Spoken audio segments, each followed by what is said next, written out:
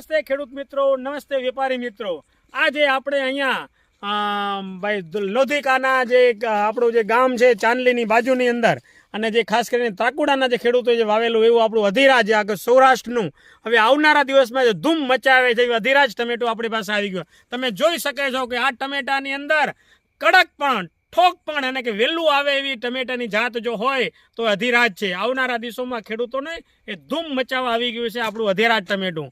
અધિરાજ અધિરાજ અધિરાજ